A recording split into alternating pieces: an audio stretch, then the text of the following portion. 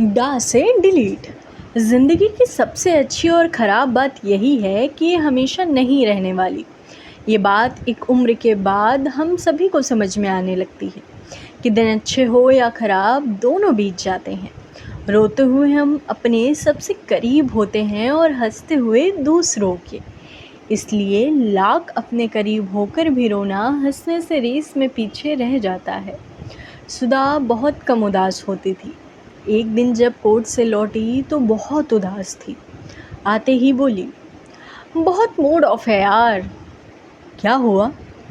Team के एक बंदे ने सुसाइड कर लिया। क्यों?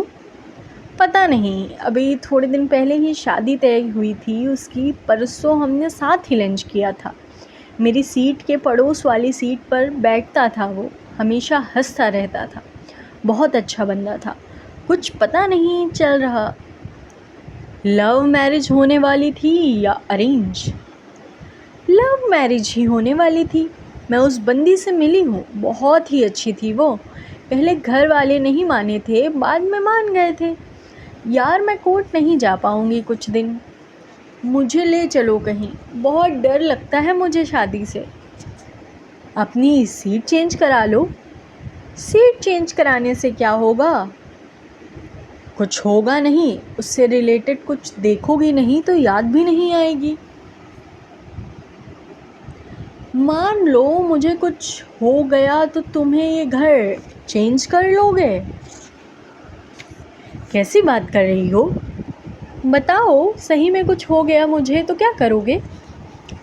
सबसे पहले मोबाइल से तुम्हारा नंबर डिलीट कर दूंगा, सारे मैसेज भी। फिर एक एक करके तुम्हारी सारी फ़ोटो डिलीट कर दूंगा।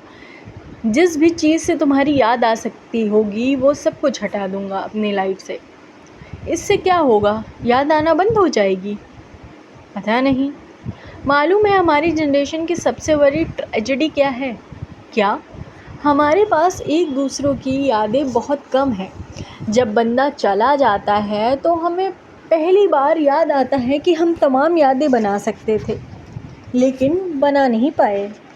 हम मरने के बाद जाने वाले की वो याद करते हैं जो हमने अभी बनाई नहीं होती। पता नहीं क्या कह रही हो, ऐसी सैड बातें मत करो, मेरा भी मूड ऑफ हो जाएगा। बड़े अजीब हो यार तुम। तुम्हें मूड की पड़ी है? वहाँ वो बंदा अभी नहीं आएगा। हाँ, तुम मर गया। मुझे सुसाइड करने वाले से सिंपैथी नहीं होती। प्लीज़ ये ज्ञान मत दो, चुप हो जाओ। उसको इतनी ही फिक्र होती तो वो ज़्यादा ही क्यों? यार तुम कभी कभी इतना अजीब बिहेव करते हो। अजीब बिहेव मतलब कुछ नहीं, मुझे बहुत ज़ोर से रोने का मन है, प्लीज़ मुझे रो लेने दो। तो रो लो, रोका किसने है? कैसे रो लूँ? रोना नहीं आ रहा। बस अब बातें बंद करो, चुप हो जाओ एकदम। तुम थोड़ा पास आओ मेरे, तुम भी कभी ऐसे ही छोड़ के तो नहीं चले जाओगे? नहीं पागल, क्या हो गया? अगर जाना ही पड़ा तो साथ जाएंगे। चलो अब जल्दी से रोना बंद कर दो। रोने में भी जल्दी करूं? आराम से रो लो, चलो। सुधा घंटों रोती रही। चंदन ने सुधा को घंटों चुप नहीं कराया। सुधा को रोते रोते नींद आ गई। चंदन सोचने लगा कि सही में कभी सुधा चली गई तो क्या होगा? अगर कभी सुधा मर गई तो क्या होगा? अगर वो खुद मर गया तो क्या? सुधा क्या उसे एक दिन भूल जाएगी? चंदर को ये सब सोचकर बेचैनी हुई। चंदर ने उस दिन कई दिनों बाद अपने बारे में सोचा। सोचकर उसको ये भी लगा कि आखिर वो क्या कर रहा है। सुधा के साथ ज़िंदगी सही तो है, क्या फ़र्क पड़ता है कि उसको शादी नहीं करनी। चंदर अपने बारे में सोचते सोचते सोने की कोशिश करने लगा। जब उसको नींद नहीं आई, जब रात में अच्छी नींद आना बंद हो जाए, तब मान लेना चाहिए कि आगे ज़िंदगी में ऐसा मोड़ आने वाला है जिसके बाद सब कुछ बदल जाएगा। बाहर से हमारी लाइफ जितनी परफेक्ट दिखती है उतनी होती नहीं। परफेक्ट लाइफ भी लाइफ हुई। ला से लाइफ। अगले दिन जब सुधा ऑफिस से लौटी तो सुधा देखा कि चंदर आराम से सोफ़ा पर बैठे हुए दारू पी रहा था। इतनी देर से फ़ोन मिला रही हूँ, उठा क्यों नहीं रहे थे? लाइफ बहुत छोटी है। वीकेंड में तो नहीं पीते हो तुम, क्या हो गया? लाइफ बहुत छोटी है। बार बार बोलने से बड़ी थोड़ी हो जाएगी। लाइफ बहुत छोटी है। एक बार और बोला तुमने तो मर्डर करके लाइफ छोटी कर दूंगी तुम्हारी। लाइफ बहुत छोटी है। मैं वो सब करूँगा जो मुझे करना है। क्या करना चाहते हो? पता नहीं। जब पता ही नहीं करना क्या है, फिर क्या टेंशन है? लाइफ छोटी हो या बड़ी? डर ये है कि कहीं मुझे लाइफ में बहुत लेट ना पता चले कि मैं क्या करना चाहता था। ऑफिस में कुछ हुआ है क्या? हाँ। क्या हुआ? प्रमोशन हो गया। सुधा ने सामने टेबल पर पड़ा हुआ अप्रेजल लेटर उठाकर देखा और कहा, वाह, तो असिस्टेंट वाइस प्रेसिडेंट सर, आज तो सेलिब्रेशन होना चाहिए। और आप कैसे छोटे छोटे सवालों के जवाब ढूंढ रहे हो? लाइफ में क्या करना है, मैं किसके लिए पैदा हुआ हूँ? आज के दिन के लिए मैंने ना जाने कितने सालों से मेहनत की थी। अब आज वो मिल गया तो कुछ फील नहीं हो रहा। हमें जो कुछ भी मिल जाता है वो मिट्टी हो जाता है। तुम्हें जो करना है करो, ज़्यादा हीरो मत बनो यार। जो सपनों के पीछे नहीं भागते, ऐसा नहीं है कि उनके सपने नहीं होते। लाइफ को ओवर ड्रामेटिक करने की ज़रूरत नहीं है। फिल्मों और किताबों के जैसे स्ट्रगल को इतना रोमांटिसाइज करने की कोई ज़रूरत नहीं है। मौका मिला नहीं कि हीरो एक बैग लेकर सब कुछ छोड़ छाड़ कर निकल पड़ा अपने सपने ढूंढने। वो आजकल क्या बोलते हैं, हाँ, फॉलो योर ड्रीम्स, ये सब ना बस लेक्चर में अच्छा लगता है। यार सुधा, तुम ऐसे क्यों बोल रही हो? इसलिए बोल रही हूँ क्योंकि जिसको जाना होता है ना, वो बस निकल जाता है। तुम्हारी दारू पीते हुए सोचता नहीं रहता, स्टीव जॉब्स की स्पीच नहीं देखा रहता। ज़िंदगी मिलती उन्हीं को है जो ढूंढने निकलते हैं, बैठ के बस बातें नहीं करते। अगले साल तक नौकरी छोड़ने का प्लान है। हाँ हाँ हाँ। हंस क्यों रही हो? किसको बेवकूफ़ बना रहे हो? क्यों, प्लान तो करना पड़ेगा ना छोड़ने से पहले। जो प्लान करते हैं ना, उनका अगला साल कभी नहीं आता।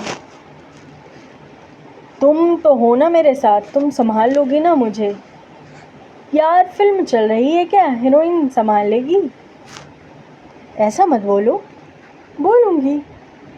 यार नहीं हो रही मुझसे नौकरी, छोड़ दो।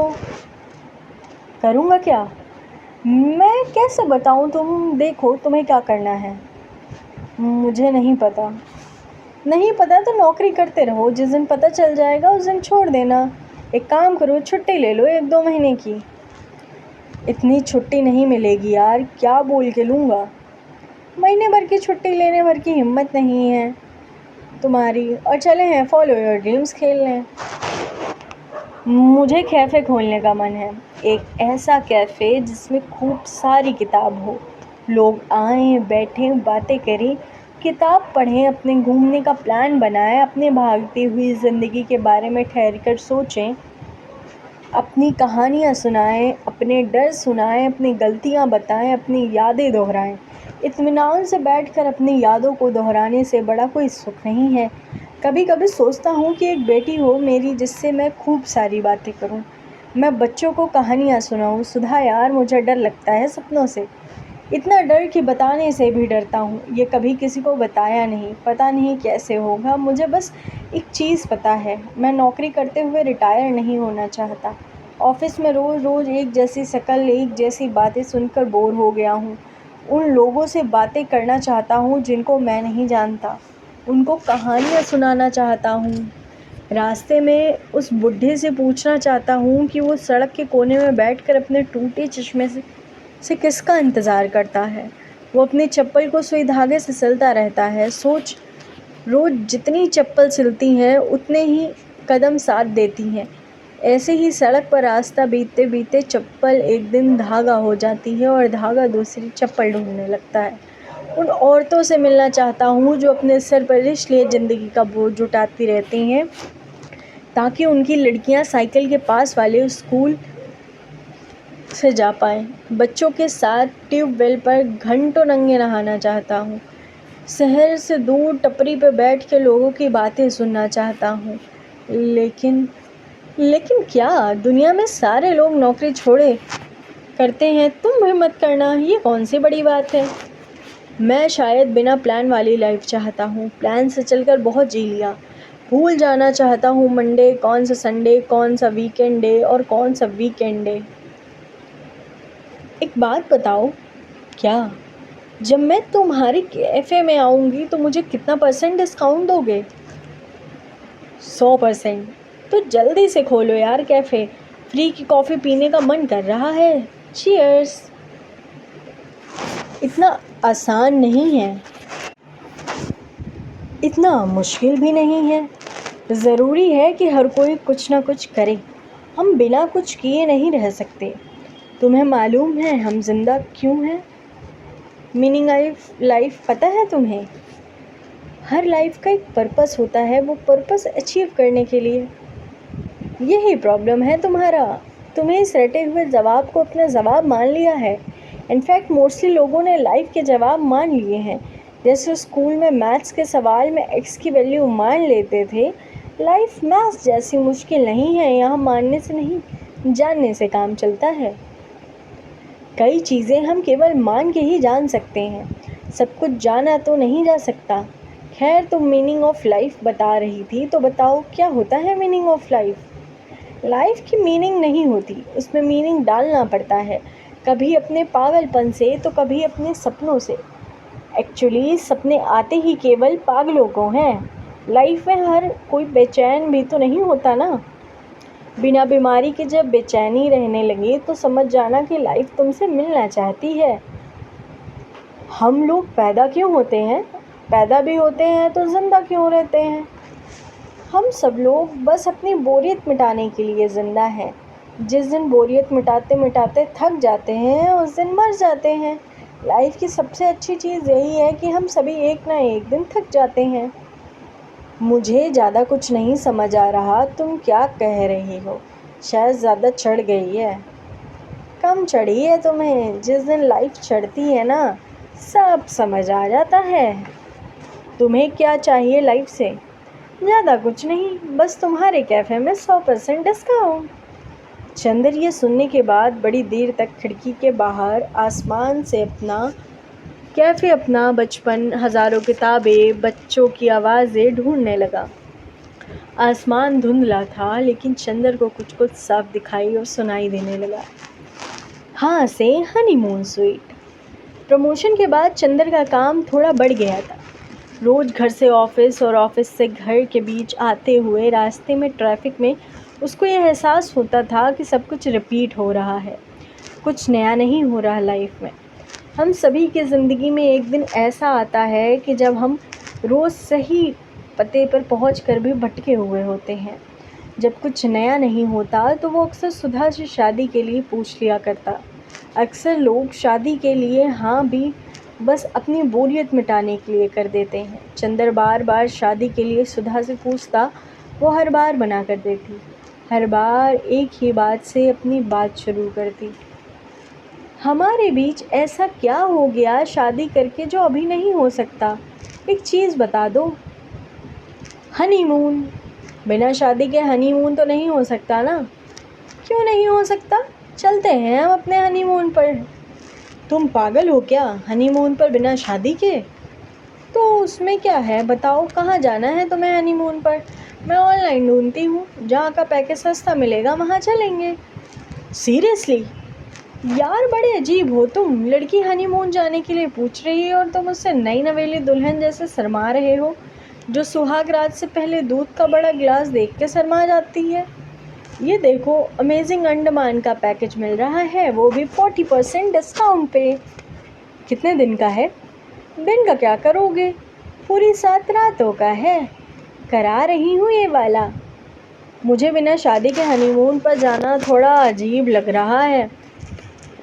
चलो यार, तुम्हारा असली हनीमून से पहले थोड़ी प्रैक्टिस भी हो जाएगी। मैट्रिमोनियल साइट पर अपने वर्क एक्सपीरियंस के साथ हनीमून का एक्सपीरियंस भी लिख देना, फिर देखते हैं कितने रिश्ते आते हैं। खेल खाए हुए लड़के पसंद होते हैं लड़कियों को। हनीमून मजाक है ना तुम्हारे लिए? लाइफ ही मजाक है। लाइफ को जितना सीरियस लेने लगोगे ना, लाइफ उससे भी ज़्यादा तुम्हारी लेने लगेगी। मुझे अजीब लग रहा है। ओए, तुम अजीब लगवाते रहना। पैकेज हो गया और पैकेज नॉन रिफंडेबल है। अब तो जाना ही पड़ेगा। कब निकलना है हमें? परसों फ्राइडे रात से। 5 दिन की छुट्टी ले लो तुम। इतनी जल्दी? हाँ, तो अब क्या शादी का वेट करें तुम्हारे हनीमून के लिए? ये वाला ही डिस्काउंट में मिल रहा था। चलो, अब मुझे मार्केट जाना है, बहुत तैयारी करनी है। क्या तैयारी? बस पैकिंग ही तो करनी होगी ना। मैं मेहंदी लगवाने जा रही हूँ। हनीमून पे थोड़ा शादी वाला फील भी तो आना चाहिए ना। सुधा ज़िंदगी में ज़िंदगी को फील लेने के लिए कुछ भी कर सकती थी। इस बात से चंदर थोड़ा डरता भी था। सुधा ने न सिर्फ हाथों में बल्कि अपने पैरों में भी मेहंदी लगवाई। लाल रंग की चूड़ियाँ भी खरीद कर लाई। जब वो लौटी तो ठीक वैसे लग रही थी जैसे चंदर को अपने ख्यालों में दिखती थी। कैसी लग रही हूँ? बिल्कुल वैसी। वैसी कैसे बताओगे? एकदम वैसी जैसे तुम नींद में दिखाई पड़ती थी। अच्छा, चलो एक फ़ोटो खिंचवा लेते हैं। फ़ोटो क्यों? क्या पता तुम्हें अब ये वाला सपना आना बंद हो जाए, तो कम से कम ऐसी एक फ़ोटो तो होनी चाहिए ना। इसके बाद सुधा ज़बरदस्ती चंदर को फ़ोटो स्टूडियो लेकर गई। दोनों ने शादी वाले पोज में 8-10 फ़ोटो खिंचवाए। एक फ़ोटो फाइनल की जिसमें वो पति लग रही थी और चंदर